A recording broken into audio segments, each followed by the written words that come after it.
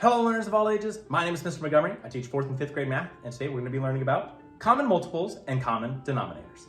Now, a lot of students get common multiples and common denominators and factors mixed up. And so I just wanted to clarify that factoring is trying to figure out how many ways that you can multiply to get a specific number, or how you can break one number apart into smaller pieces. Multiples is where you count by a certain number. So if I'm trying to find the multiples of 4, and they want to find the first, let's just say 4 multiples of 4. I'm going to say 4 times 1 is 4, 4 times 2 is 8, 4 times 3 is 12, and 4 times 4 is 16. These would be considered multiples of 4 because I'm multiplying to get higher and higher and higher. If I had to factor 4, I would break 4 apart into smaller pieces to figure out what those factors are. Now your book gives you an example of 2 and 3. And they're trying to find the least common multiple between the two. That means the smallest one that they both have in common. So I'm going to be counting by 2s. 2, 4, 6, 8, 10, and 12. And I'm just going to stop there. I'm going to count by 3s now. 3, 6, 9, 12, 15. I'm going to stop. Let's find all the ones that they have in common, and we're going to circle the one that is the least out of all of them. So 2 and 3, no. 4 and 6, 6 and 6, yes. 8, 9, 12. But 6 would be my least common multiple. And least common multiples can work with 3 or more different numbers. So I have 2, 5, and 8. And I personally like to start with the largest number, especially if I know the rules for division when it comes to 5 and 2 in this instance. And I do. 5, any number that ends in 5 or 0 can work. And for 2, any number that is an even number can be divisible. So I'm going to be starting with 8. I'm going to be counting by 8, 16, 24, 32, and 40. Now I notice that 40 ends in 0. That's also divisible by 5. I notice that all the other numbers are not divisible by 5 because they don't end in a 5 or a 0. Same thing with 2.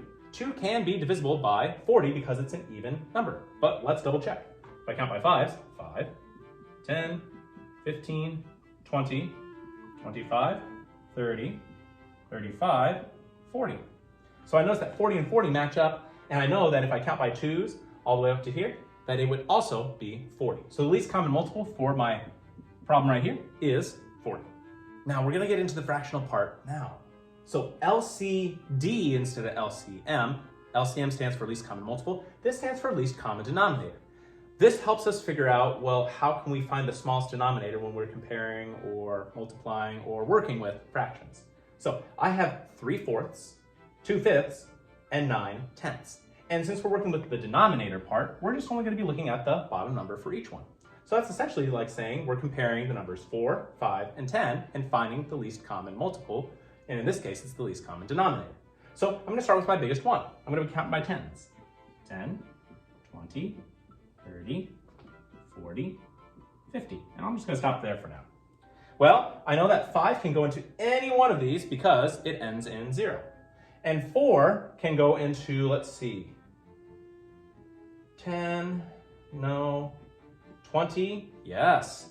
So it can go to 20. So let's just double check. So 4, 8, 12, 16, 20. Yeah, I'm just double checking.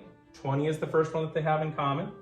For 5, 10, 15, 20. Yep, that's the first one all 3 have in common.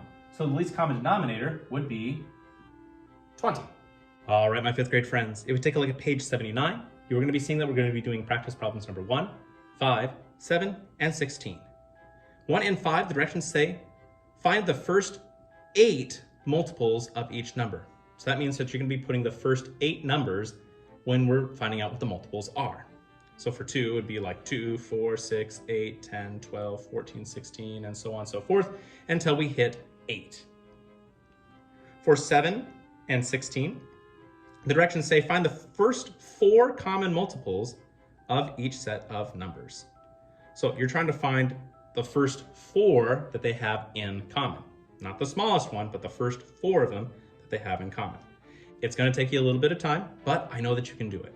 If you have any questions on common multiples and common denominators, please let me know when you come to class